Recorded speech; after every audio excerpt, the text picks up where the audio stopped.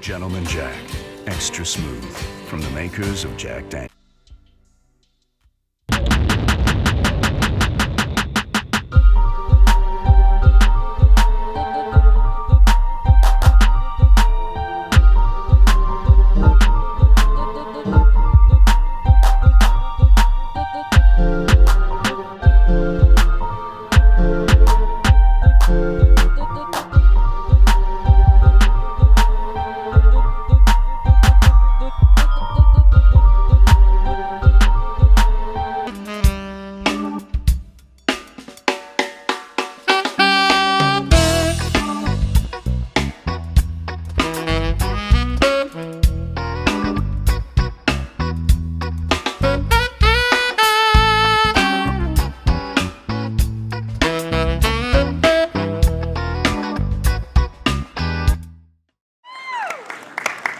So I'm gonna have Miss Mullins and crew come on up to the stage, if you guys don't mind.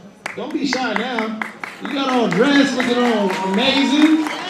So if you guys wanna come around, probably just come, well, hold on, let me get some stools. Do we have any stools? Or, oh, they're bringing them up.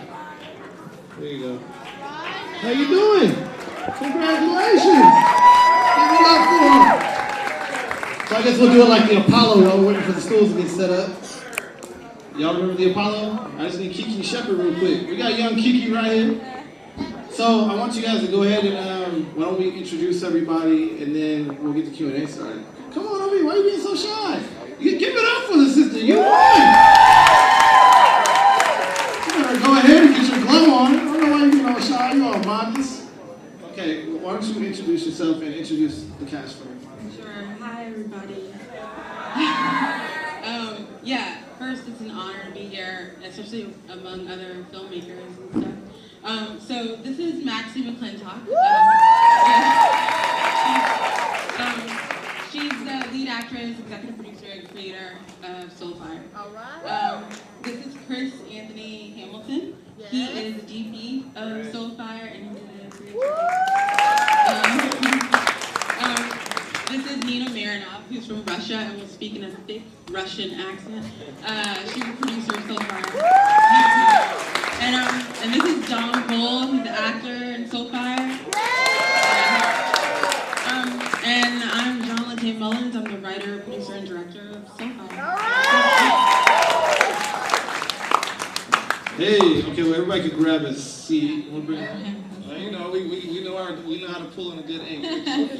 Well, yeah, my mom watches the show, and so I was, recognized, and I said, great. And then I read all the rules and stuff like that, and it really tied into kind of the passion behind Soulfire and some of the cool things that came out of it, which I'll tell you later, I guess.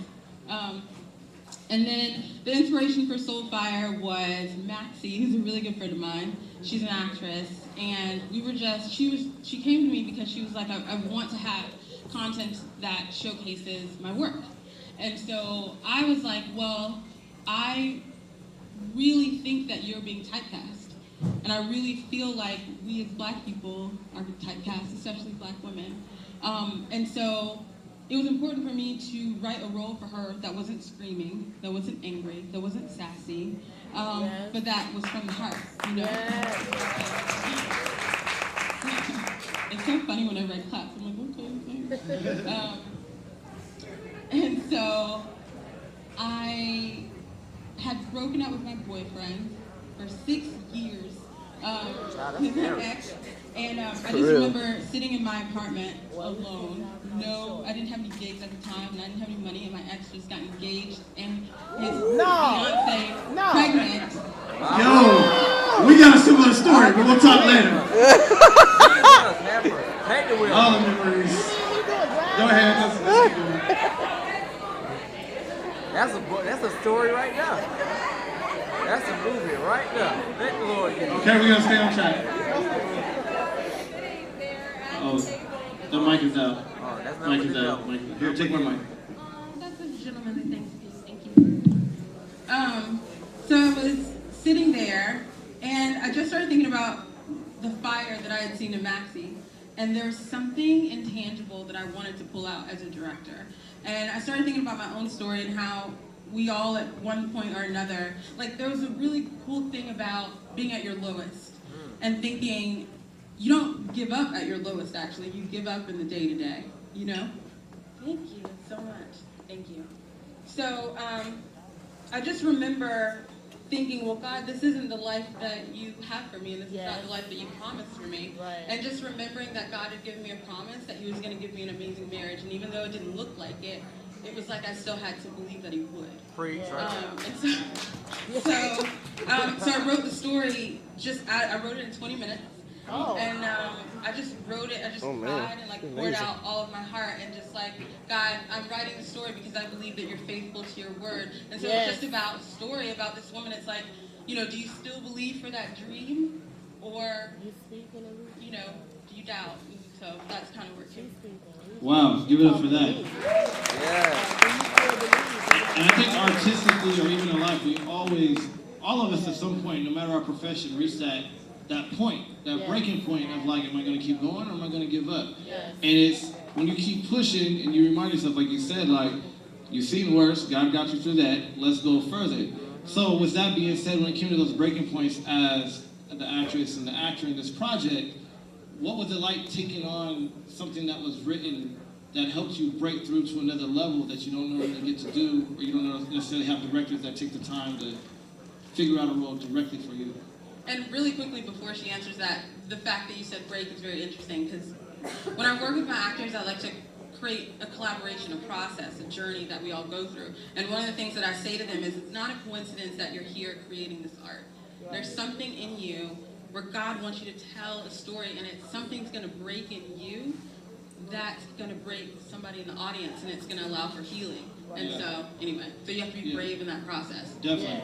And before we continue, just because I want to make sure we show respect to everybody up here in the sisters, so can we just keep it quiet back there? Let's not serve any more drinks while this is happening because this is a lot of powerful stuff going on. We good with that? We get drinks afterwards. Okay, go ahead. All right, and what was your question again? My question was, how did it feel as an actress to have a director create a piece that wanted to really allow you to break through to another level? Yeah, okay. So first and foremost, we work out of Atlanta, Georgia. Okay. So I don't know if there's any ATLians there out here, but out of Atlanta, Georgia, it's a emerging film market, right? So there's some unique opportunities, and there are a lot of people like me, actresses that have amazing opportunities, like to do cool movies. Like I did Alvin and the Chipmunks, and I had a speaking role, and like stuff like that. And again, those are unique opportunities. She was a live person in Alvin. Oh yeah. By the way, I was a live person. I was a real human being. I'm Alice, the love interest. But in Atlanta, there is a unique opportunity where we can get our foot in the door, right? But like Jan said, with some of the content that's out there, some of the content creators, they're creating one type of story, okay? And so I can get typecast, but there are layers to me just like there are layers to any person. I'm more than just sassy, but I can give you sass, So again, I went to Jan because I had worked with her in the past, and I knew that she had a unique way of telling a story.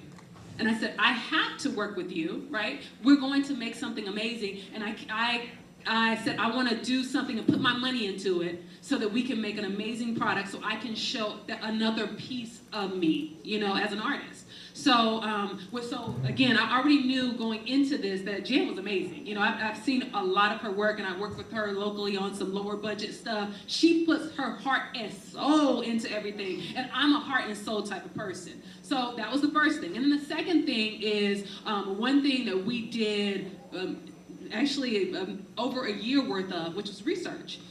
As an artist, when you walk into any type of project, right, the more information that you have about who this character is that we're creating, the more you can bring it to life and just be when you're on set. So we did a lot of research, and this was a piece, 1945 was the time period, and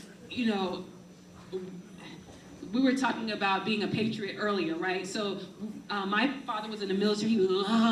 He loves this country, right? And as a soldier, my dad loves being an American. But in this story, Think about a woman who your husband is fighting for this country, and the country don't love you as much as you love it, you know? Right. So we did research on what did being a soldier mean in 1945, a black soldier? What could be the causes? What could be the what are the words I'm looking for? What could be the effect of that on your family? What could, you know, as a woman, right? What would be the effect if my husband didn't come back? You know, this character, my husband comes to me in my dreams. You know, we dance. You know, and so again, we played with that. We went through layers, research, a year's work.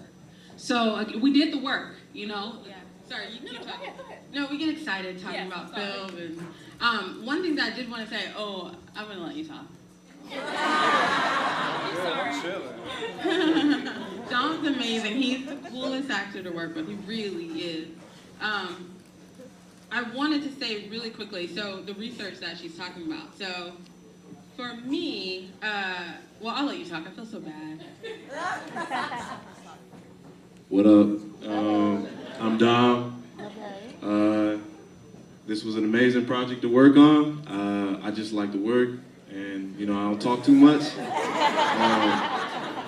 I feel blessed. Shout out to Gentleman Jack, Codeblack Film, for allowing these opportunities and us to share our stories. All these filmmakers were awesome. I've been enjoying my time here, just meeting more people who look like us, telling stories. So, you know, I'm just, you know, I'm blessed. They brought me along on their process, and I'm just glad I could add my flavor to it. And I did my research as well, and I'm just feeling blessed, you know. Hey.